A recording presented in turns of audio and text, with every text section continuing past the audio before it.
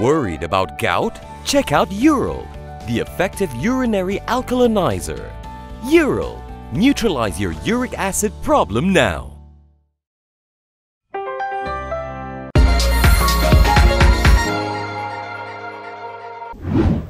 Welcome to KiniNews. I'm your host Prasad. The Pakatan Harapan administration did not fulfill all its election promises before it was toppled, and many voters still remember that. That is why Maszlee Malik, who served as Education Minister under Harapan, apologised for the coalition shortcomings. But he made it clear he will not betray the voters. PKR candidate for the Layang-Layang state seat, Maszlee Malik, took a swipe at his former party, Bersatu, at a ceramah last night. He said though he was with Bersatu, he did not abandon Pakatan Harapan when the party left the coalition. Undi tuan-tuan telah dikhianati oleh mantan parti saya sendiri, Bersatu. Mereka telah tinggalkan Pakatan Harapan dan telah bersama dengan Najib Tun Razak dan juga UMNO, PAS dan lain-lain untuk tubuhkan kerajaan pintu belakang. Speaking at a ceramah at PKR's Layang-Layang election operations room in Kluang, he said as a result of remaining loyal to Harapan, he was removed from Bersatu.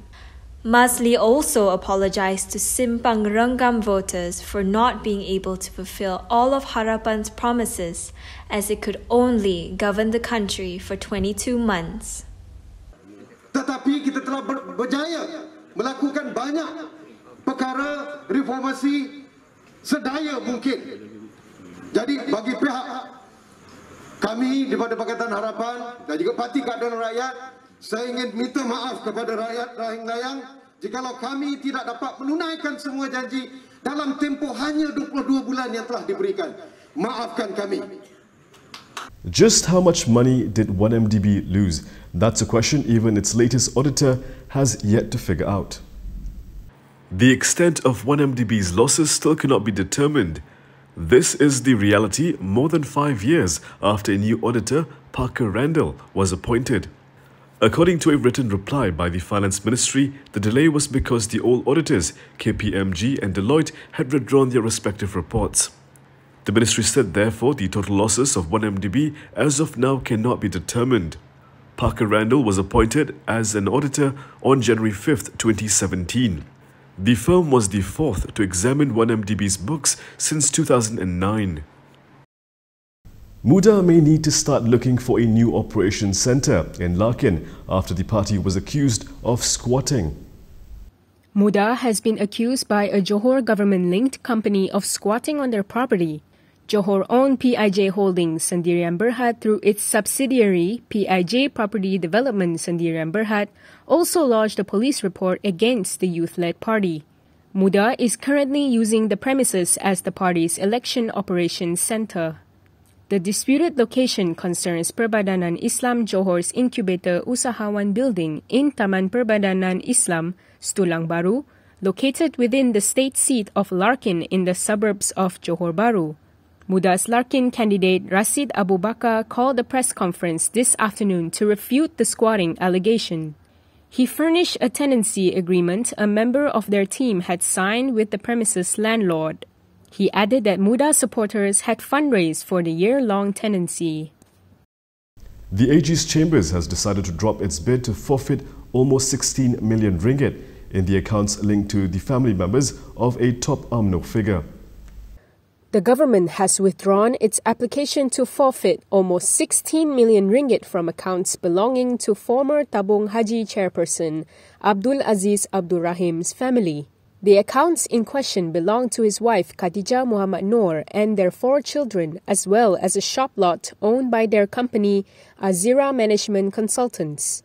Deputy Public Prosecutor Nik Haslini Hashim told the High Court in Kuala Lumpur today that the decision to withdraw the application was made by the Attorney General's chambers. Judge Muhammad Jamil Hussein then cancelled the application and vacated the hearing date set for June 21st. Police are waiting for evidence from overseas to assist in its probe into Zethi's husband. The police investigation of Tawfiq Aiman, the husband of the former Bank Negara Malaysia governor, continues. Now, cops are tracking and identifying several documents as well as witnesses who are abroad to assist in the investigation.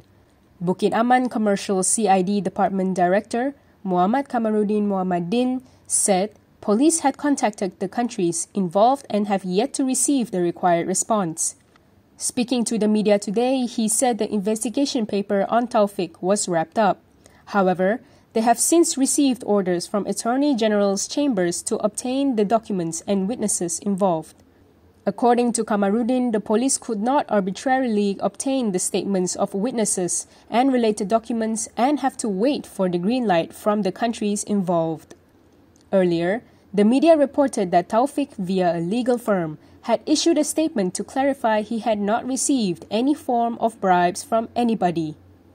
The statement was made when former Goldman Sachs banker Tim Leisner was testifying in the trial against his former officer Roger Ng at the High Court in Brooklyn, New York, recently. Leisner was reported to have mentioned the involvement of Tawfiq in the corruption of the joint project between Petro Saudi and 1MDB during the ongoing trial. COVID-19 has infected another Johor election candidate. This means 3 candidates have tested positive so far. The Johor state election campaign will be short of another candidate due to COVID-19. BN's Penggaram candidate Ter Hoa Kong confirmed he is COVID-19 positive this morning after receiving his RT-PCR test result. In a statement, Ter said he had cancelled all his scheduled programs yesterday after learning that he had come in close contact with a COVID-19 patient. His team members have also placed themselves under self-quarantine pending the result of their test. The MCA man added that following the confirmation of his positive result, he will now undergo the relevant quarantine procedures. Ter urged those who had come in close contact with him to undergo a COVID-19 test, and he also apologised for the inconvenience. Anwar Ibrahim is eager to have the PKR election as soon as possible.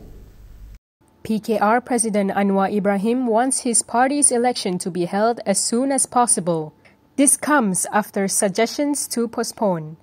Anwar said the party should uphold democratic principles by holding the election soon.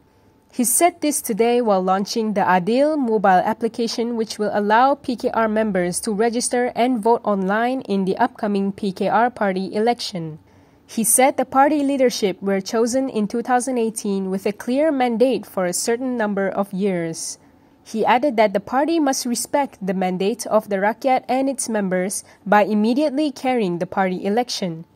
Another reason why the party election needs to be held as soon as possible, he said, is because several key positions have been vacant since the Sheraton move. Anwar said the positions need to be filled as soon as possible. And that is all for me today. For more stories, you can go to KiniTV.com. You can also follow us on Instagram, Twitter, YouTube and Facebook for the latest news updates. If you'd like to support independent media, do consider subscribing to MalaysiaKini.com. I'm Prasad. Thank you for watching.